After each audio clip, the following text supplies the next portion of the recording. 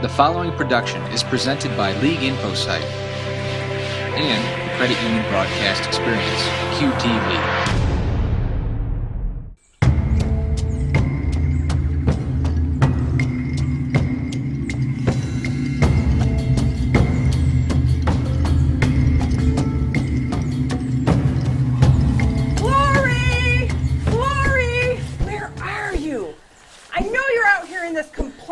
Jungle with me somewhere. Glory! Shawn! There you are! Glory! Good to see you. I never imagined this compliance jungle would be so difficult to navigate. I know. Every time a new regulation or requirement is introduced, it gets worse. I think the thousands of pages of regulations from the CFPB alone created the majority of this new growth we've had to hack through just to get to the second quarter of this year. I completely agree with you. This is exhausting. Do you think we're going to make it out of this jungle alive?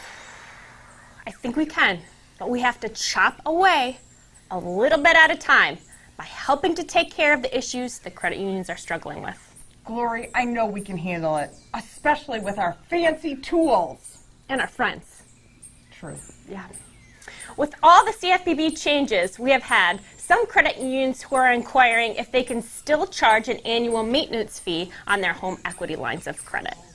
Nothing prohibits a credit union from charging this fee, which is considered a participation fee under the rules. However, under the new HOEPA rules, the credit union would need to include those fees in the determination for a high-cost mortgage. So the credit union should be aware that this may increase the points and fees threshold enough to cause a loan to be considered high cost with the corresponding requirements. So the points and fees threshold currently is 5% of the total loan amount for a loan amount greater than or equal to $20,000, or 8% of the total loan amount or $1,000, whichever is less, for a loan amount that is less than $20,000. If these thresholds are exceeded, the loan is considered high cost. And high-cost mortgages are subject to additional disclosures, and credit unions must avoid certain loan terms and ensure their member receives additional protections, which include the home ownership counseling requirement. Yes. Yep. Boy, this jungle is hot. You know what else is hot for the ensue and the CFPB? Vendor due diligence. You're right. Yeah. Credit unions often wonder what is required for critical vendors. Vendor due diligence reviews should include, first, planning. The credit union must determine whether the proposed activities are consistent with the credit union's overall business strategy and risk tolerances. These risks include the potential loss of capital if the venture fails, the loss of member confidence if the program does not meet their expectations, and costs associated with attracting qualified retained personnel and investing the required infrastructure into the process. Yep. These can include technology, space, communications. Additionally, they have to do a background check. Yep. It is always important to understand how the third party has performed in other relationships. Inquire through references with other credit unions how satisfied they have been with a prospective partner and what pitfalls they may have encountered. And I'll tell you, there's a lot of pitfalls in this jungle they threw us in. I think I've stepped in a few. I do. The credit union should also do a legal review. The attorney should review all contracts to ensure that the rights and responsibilities of each party are clearly understood. The credit union should exercise its right to modify contracts and make them fair and equitable. Further, a credit union should understand what actions it may take if the contract is breached or services aren't performed as expected. That's right. You need to do a financial review. Financial statements of the company should be reviewed to determine the strength of the third party. Weakly capitalized companies who exhibit weak earnings may not be able to continue their businesses, and this could lead to disruptions in member service and potential losses if the third party fails to remit funds, as they should due to the credit union's contract. Yep. Financial statements should be audited to attest for their accuracy. Additionally, the credit union should do a return on investment review. They should project the expected revenue, expenses, and net income on the investment and recognize how each of the factors may change under different economic conditions. Profit projections generated by the prospective third party should be scrutinized and the underlying assumptions fully understood by the credit union. And finally, there's insurance requirements on both sides. The third party should have insurance to cover their business operations. Additionally, the insurance requirements, there can be increased liabilities, and therefore they necessitate a thorough review of the credit union's own insurance coverage, including the fidelity bond and policies covering such matters as errors and omission, property and casualty losses, and fraud and dishonesty. Yep.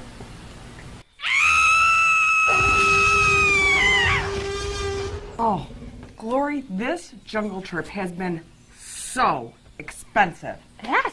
With the gear, Yep. you know, and all the equipment we've had to come up with, Yep. like your bracelet. Your necklace. You never know who you're going to meet in the jungle. We need to be very careful about how we spend any cash we have left. Yeah. We may even have to sell some of these precious jewels that we have. Oh, I know. Sad thought. it is. If we could only find a credit union out here, we could access additional funds. How would we do that? Well, there still appears to be some confusion related to credit unions being permitted to charge for Visa, MasterCard cash advances. So for full disclosure, when we talk about this Visa, MasterCard rules, we always encourage credit unions to review their contracts. However, generally, as we interpret the Visa and MasterCard rules, a merchant would be prohibited from charging a fee associated with a cash advance at their credit union. So, as a Visa MasterCard issuer, credit unions are obligated to conduct cash advances for their members and non-members, but a fee cannot be charged for the service. That means Yeah. more money for you us. and me. Yeah, don't be charging us a fee for that. We also get a few questions from credit unions on the ability to accept a credit card for a loan payment. I know. Again, we would encourage the credit union to consult their contract, but as we understand the Visa MasterCard operating rules, credit unions are prohibited from accepting this form of payment for an existing loan.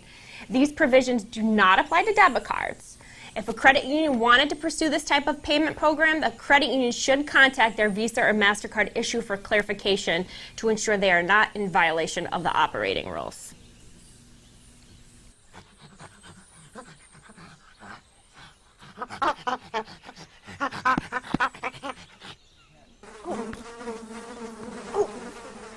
Ouch! Boy, the mosquitoes in the jungle are pesky! Yes, they are. So are our friends. Another pesky issue for many smaller credit unions is OFAC searches. OFAC searches can be a bit confusing in the all or nothing world of OFAC compliance. Credit unions must screen all new and existing accounts as well as transactions against the OFAC listings. OFAC regulations are written quite broadly to cast a wide net over just about any transaction that might involve a specially designated national, or an SDN, a blocked person, or a blocked country. OFAC compliance can touch all types of transactions. For example, wire transfers, electronic fund transfers, opening new accounts, cashing or depositing share drafts and checks, purchase money orders, cashier's checks, dispensing loan proceeds, and even accepting loan payments. All the parties to these transactions should be checked against the OFAC SDN blocked persons list for a possible match. This means primary members, joint members, account holders, co-signers, guarantors, collateral owners, beneficiaries, and other parties, even those on the other end of a wire transfer. Credit unions need to check the entire membership list against the SDN blocked persons list whenever the roster is updated. Credit unions also need to check names as individual members perform certain transactions, such as opening a new account or transferring funds via wire transfer or other means. The risk of non-compliance with OFAC is a serious issue. Credit unions are required to block or freeze property and the payment of any fund transfers or transactions involving blocked countries or individuals, and to report those blocks within 10 days of the occurrence. Failure to block and report an illicit transfer may subject the credit union to civil fines and possible criminal penalties. Depending on the program, criminal penalties can include fines ranging from $50,000 to $10 million, and imprisonment ranging from 10 to 30 years for a willful violation. This isn't something that they take lightly. No, absolutely not. One thing, though, that you kept bringing up was wire transfers, and I was thinking, I wonder if the CFPB knows how they've impacted our friends who've been trying to send us an international wire transfer. That's why we have to do the cash advance, because credit unions, it's hard for them to do wire transfers anymore because of all the requirements. It is, and you know what? We probably will never see those funds. We may have to hack our jewelry. After the invasion of the mosquitoes and other creepy, crawly things in this jungle, it sure would be nice if we could find a shelter. Shelter, yes. We get quite a few questions on the use of the equal housing lender versus the equal housing opportunity logo. Shelter. Federal credit unions are permitted to choose either the equal housing lender or equal housing opportunity notice. NCUA's Part 701.31, the non-discrimination requirements, used to require federal credit unions to only display the equal housing lender notice. However, the rules were relaxed in 2001. The Department of Housing and Urban Development, or HUD, has similar regulations that apply to state-chartered credit unions. However, HUD's regulations have always required the use of the equal housing opportunity notice and requirements. HUD's regulation, which is 24 CFR Part 110.25, also has poster requirements, which contain a size requirement of 11 by 14. A lot of people don't realize that, so your posting has to be 11 by 14 in your lobby. If you are a state-chartered credit union, make sure that your lobby poster meets that requirement. Also, as a reminder, the equal housing lender or equal housing opportunity logo statement are only required on advertisements for loans secured by a dwelling. I know sometimes people use them as a recognition thing on their other advertisements, which is fine, their other loan advertisement, but it's only required for real estate. I wish we had one of those 11 by 14 posters. We could use it as a fan. Yeah, or we could build a fire later when it gets cold. That would be tonight. great. Yeah. Another issue that credit unions often struggle with that is very appropriate to our location today is flood insurance. Oh, yeah. Because sometimes in the jungle, It's wet. it's wet. Often, credit unions wonder if they need to require flood insurance for home equity loans.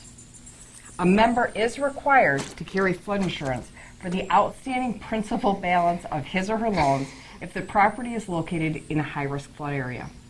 The home equity loan balance must be considered to determine the amount of insurance coverage that is sufficient to meet the federal requirement. When determining if a member has enough flood insurance coverage, all of the member's loans should be added together and compared to any flood insurance coverage the member has. If the flood insurance coverage is less than the total amount of all outstanding loans on the property, the credit union must require the member to increase the amount of his or her flood insurance coverage. Which makes sense. Yeah, we may want to invest in that as well. Some flood insurance. Yeah, because our gear. It's ruined. I know. My shoes. Me too.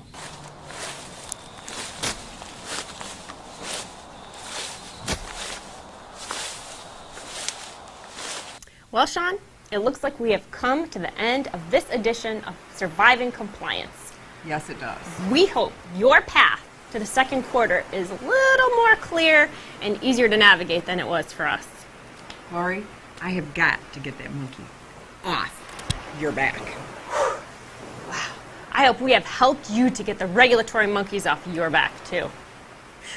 Thank you for joining us at the CU Compliance Connection, and stay tuned for future broadcasts on issues that affect your credit union. We are here to help you at the CU Compliance Connection by InfoSite, only on Cube TV.